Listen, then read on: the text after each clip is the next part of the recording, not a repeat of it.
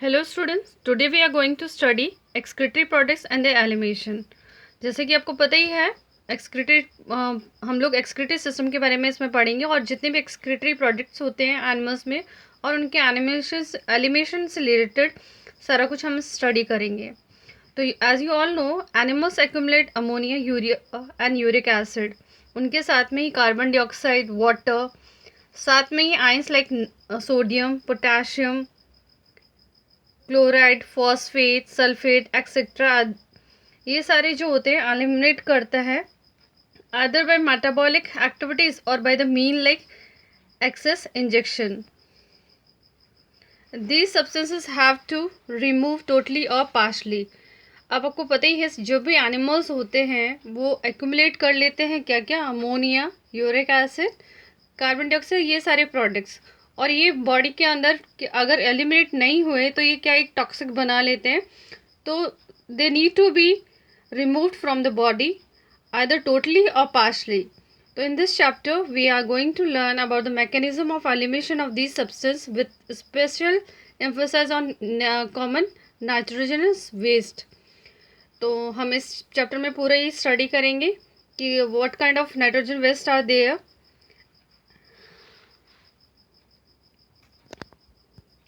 तो बेटा हम बात कर रहे हैं नाइट्रोजन वेस्ट की। तो नाइट्रोजन वेस्ट जो है एनिमल्स के द्वारा जो एक्सक्रीटेड होते हैं, they are ammonia, urea and uric acid.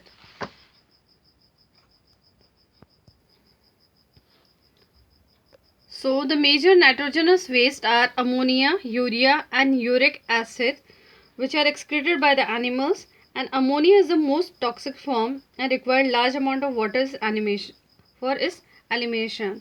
तो अमोनिया जो होता है, हमको ये तो पता लग गया कि जितने भी एनिमल्स होते हैं उनमें जो नाइट्रोजन वेस्ट होता है मोस्टली एक्सक्रीटेड बाय एनिमल्स, वो तीन तरह के हो सकते हैं, in the form of ammonia, second in the form of urea and third is in the form of uric acid. तो तीन फॉर्म में जितने भी एनिमल्स होते हैं वो अपने एक्सक्रीटर जो हम बोल सकते हैं या नाइट्रोजन वेस्ट है उसको एक्सक्रीट करते हैं in the form of ammonia, urea और यूरिक एसिड। ठीक है, उसमें जो अमोनिया होता है that is most toxic form, वो सबसे ज़्यादा टॉक्सिक फॉर्म होता है and it require large amount of water for its elimination. तो अमोनिया क्या होता है, बहुत ज़्यादा टॉक्सिक होता है और इसको सबसे ज़्यादा अमाउंट ऑफ वाटर चाहिए ताकि वो बॉडी से एलिमिनेट हो सके। ठीक है, सेकेंड टाइप ऑफ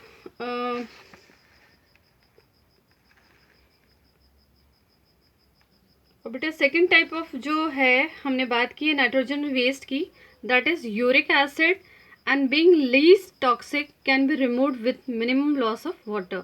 तो यूरिक एसिड में कम पानी चाहिए होता है for its elimination as it is less toxic, तो कम पानी से भी it can be eliminated. Now on the basis of nitrogen waste हमने एनिमल्स की भी कुछ कैटेगरीज डिवाइड की है। तो फर्स्ट वाला जो है हम बात करेंगे दैट इज अमीनोटैलिक। ठीक है, the process of excreting ammonia is ammonotelism. ठीक है, द प्रोसेस जिसकी प्रोसेस के द्वारा ये एनिमल जो है अमोनिया सिक्रीट करते हैं, that process is known as अमीनोटैलिज्म।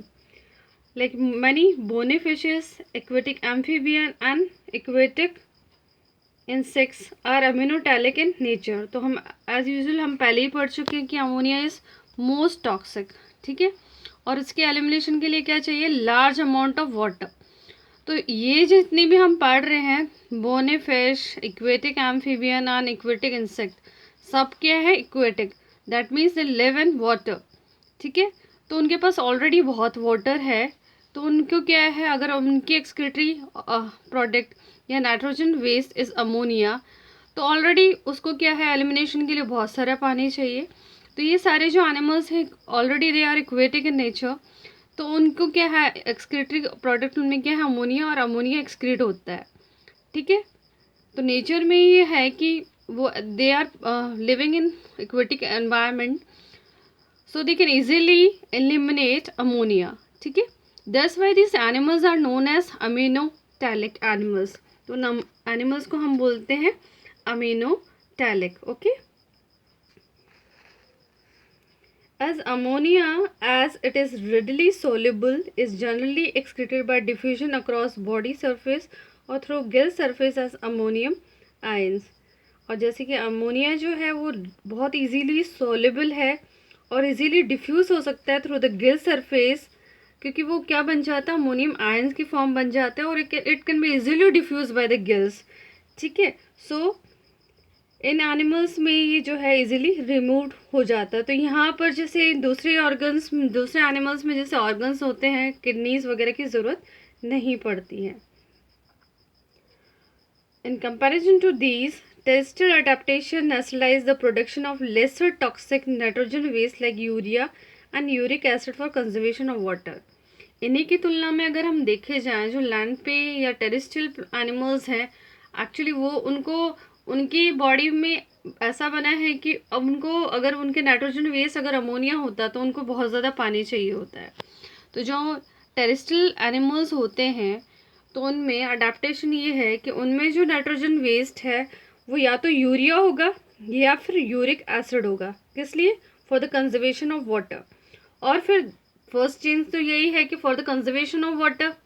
ठीक है. सेकेंडली कि भाई लेस टॉक्सिक है than ammonia, as ammonia is more toxic और it need water, more water for the elimination. तो टेरेस्ट्रियल वैसे ही कम पानी में रहते हैं तो they have less toxic nitrogen waste in them, that can be urea और यूरिक एसिड. ठीक है. तो जो मैमल्स होते हैं mainly terrestrial, amphibian, marine fishes, वो एक्सक्रीट करती हैं urea and are called ureotelic animals. तो जो मैमल्स होते हैं mainly terrestrial, like terrestrial amphibians और मरीन फिशेस, वो क्या सिक्रेट करते हैं, या तो यूरिया, और उनको क्या कहा जाता है, यूरियोटैलिक एनिमल्स. अब ammonia produce by metabolism is convert into urea in the liver of this animals and release into the blood which is filter and excreted out by the kidneys.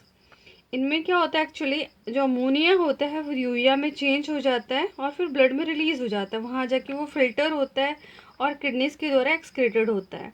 तो जो urea है वो कुछ body में रह भी जाता है मैट्रिक्स में, तो एनिमल जो है उसको ऑक्सीमेटी से कर लेता है. ठीक है, कंट्रोल.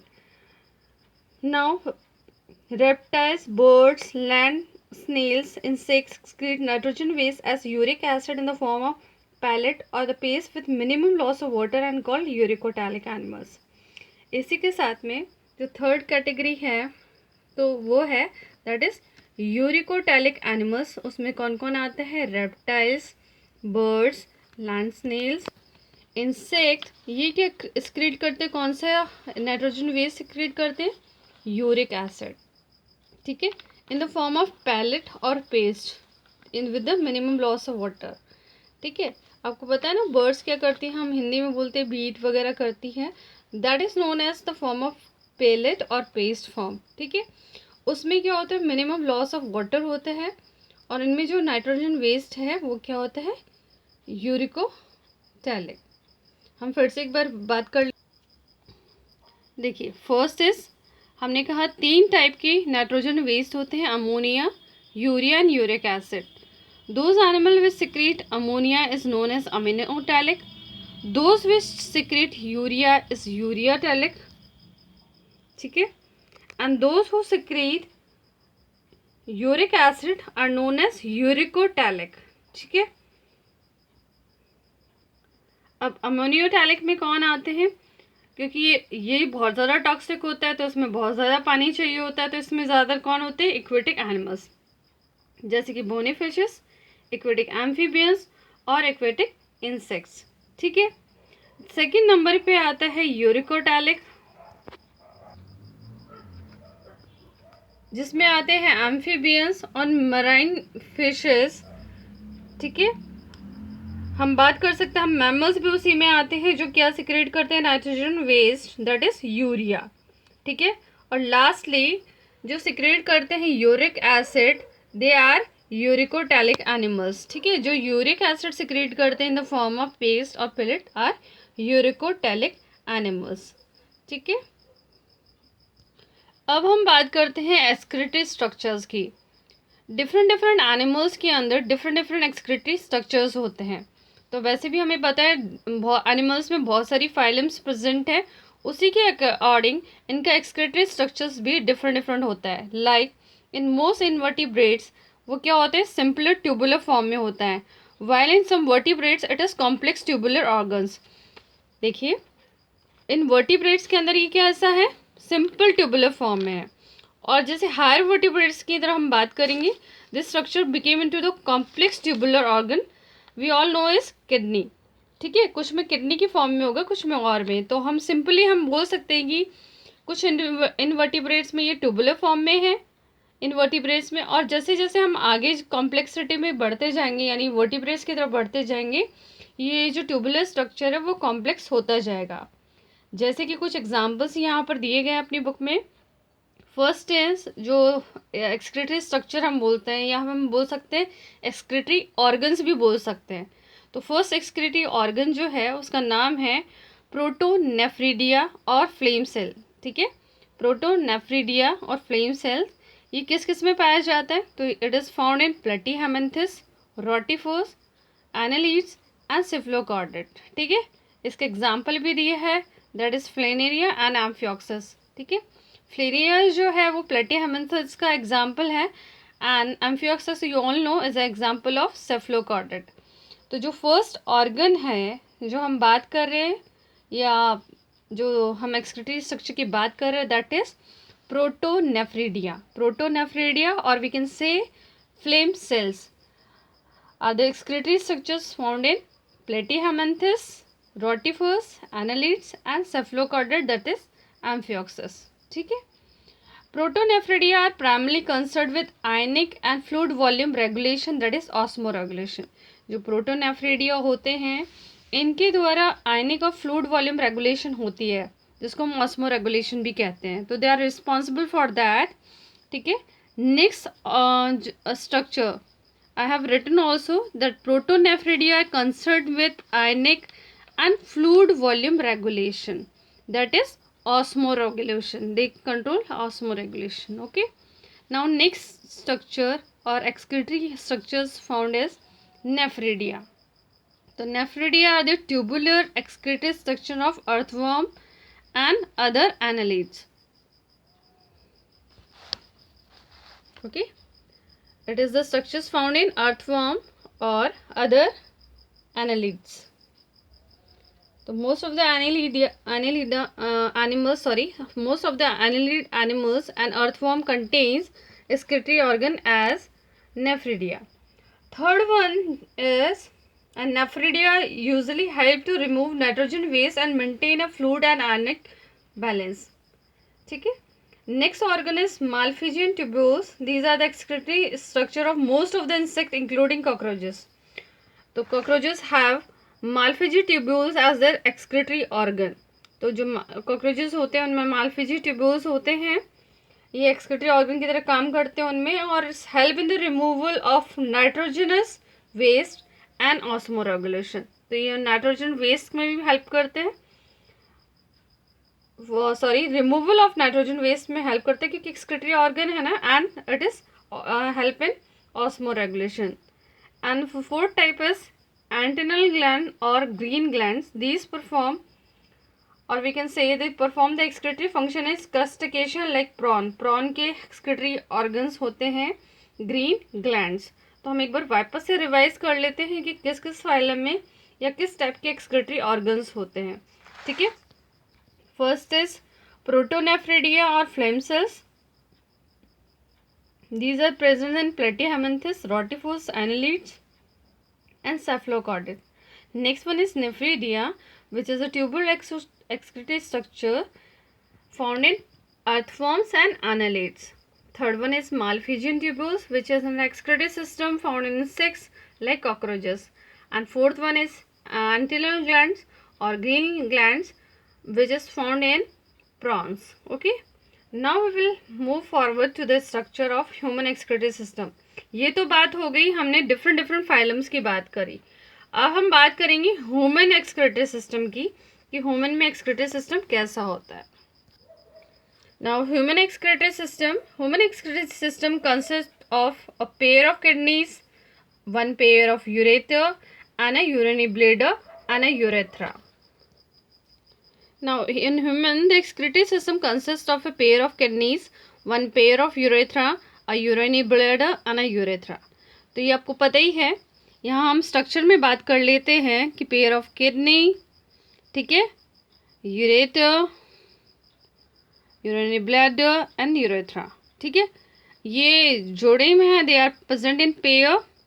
ठीक है, ureter, urinary bladder and urethra. ठीक है, and these kidneys are of bean shaped. ठीक है, ये रेडिश ब्राउन कलर की होती हैं and they are bean shaped structure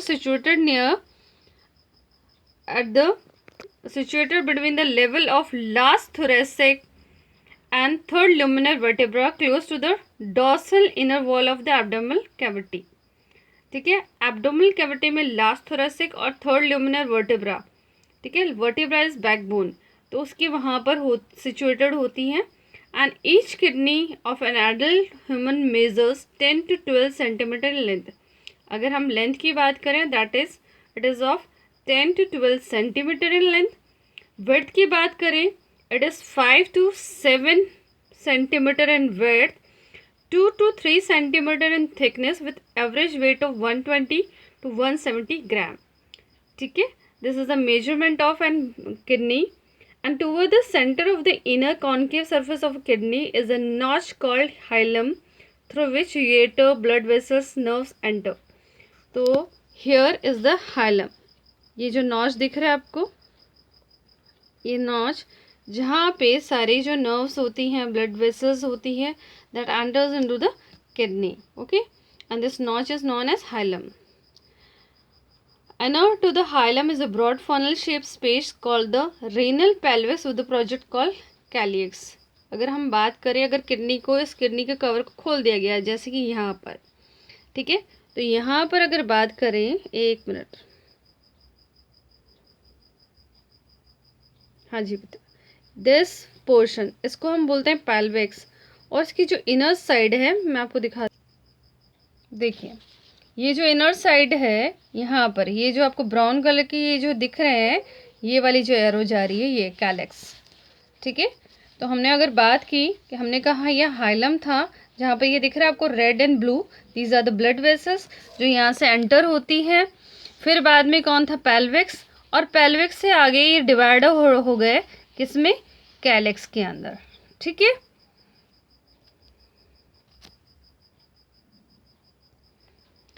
the outer layer of kidney is a tough capsule. Inside the kidney there are two zones, an outer cortex and inner medulla. अब जो kidney है, again जो inner part है बेटा, it is divided into the two parts, one is cortex and other one is medulla. The medulla is divided into few conical masses, that is medullary pyramids projected into the calyx, and the cortex extend in between medullary pyramids as renal columns called column of Bertini. देखिए, अगर हम बात करें kidney के insides की, there are two zones are present. यहाँ देखिए, two zones are present.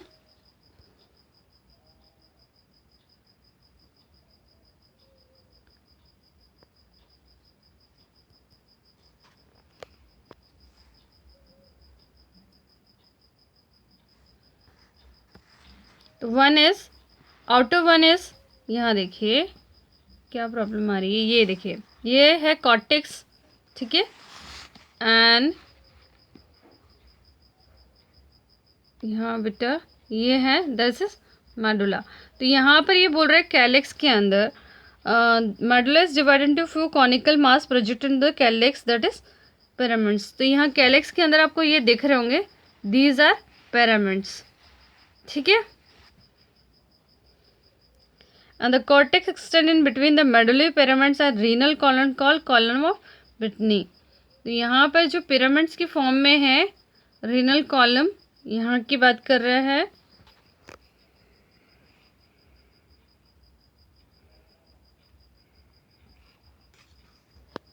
ये आपको दिख रहे होंगे येलो कलर के, ठीक है, इनको बोला जाता है रेनल कॉलम्स और इनका दूसरा नाम है कॉलन ऑफ ब्रिटनी।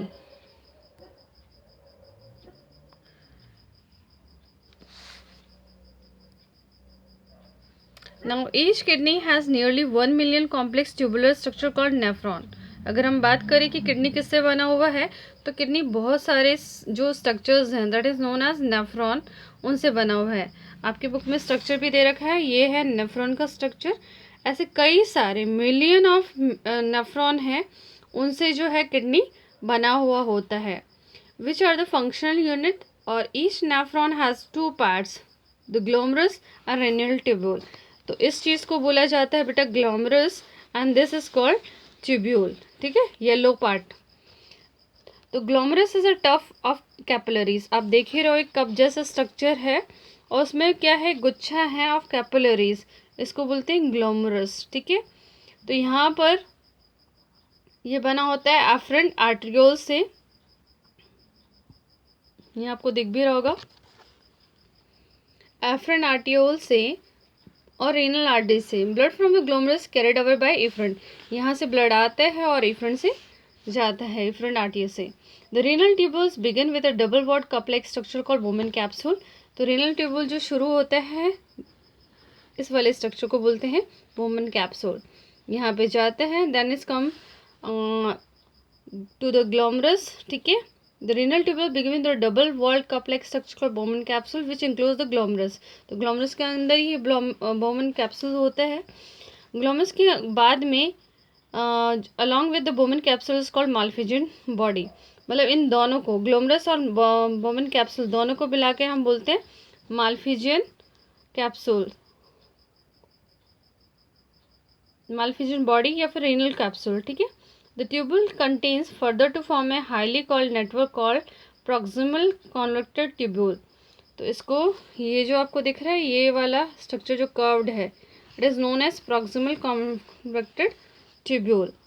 ठीक है, फिर एक हेयरपिन शेप्ड स्ट्रक्चर, ये जो लूब है इसको बोला जाता है हेनरी लूब।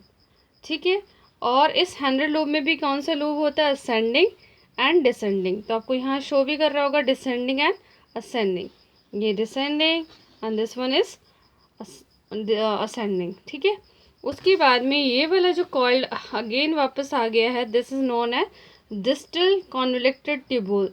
ठीक है, जिसको शॉर्ट फॉर्म में हम बोलते हैं DCT बोला जाता है। और ये वाला जो ऊपर वाला था प्रॉक्सिमल कॉन्वोल्यूटेड ट्यूब्यूल, उसको बोलते हैं PCT शॉर्ट फॉर्म में। लेकिन फुल नेम पता होना चाहिए, you should know the full form. One is proximal convoluted tubule and second one is distal convoluted tubule. ठीक है, ये जो होता है the distal convoluted tubule of many nephron open into the straight tube which is called as collecting duct. ये जो दिख रही है स्ट्रेट डक, उसको बोलते हैं collecting duct. Many of which converge open into the renal pelvis through the medullary pyramid of the calyx, और इस तरह से वहाँ जाता है। तो यहाँ पर आज today we have study about the structure of kidney and about the nephron. We have studied 4 things actually. We have studied about the nitrogen waste, कि कितने टाइप के वो नाइट्रोजन वेस्ट होते हैं।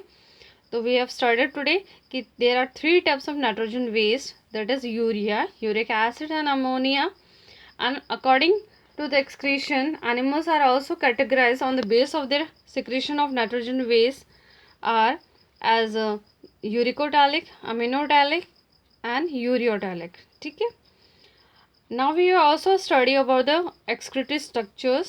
So we have studied majorly 4 type of excretory structure, that is protonephridia, nephridia, flame cells and green glands। ठीक है, और किस किस में ये होते हैं वो भी हमने पढ़ लिया है। and we have also studied about the human excretory system and उसके बाद में the structure of kidney, and फिर किडनी भी किस से बना हुआ है, दैट इज नेफ्रॉन। तो we have also study about the structure of nephron. ठीक है,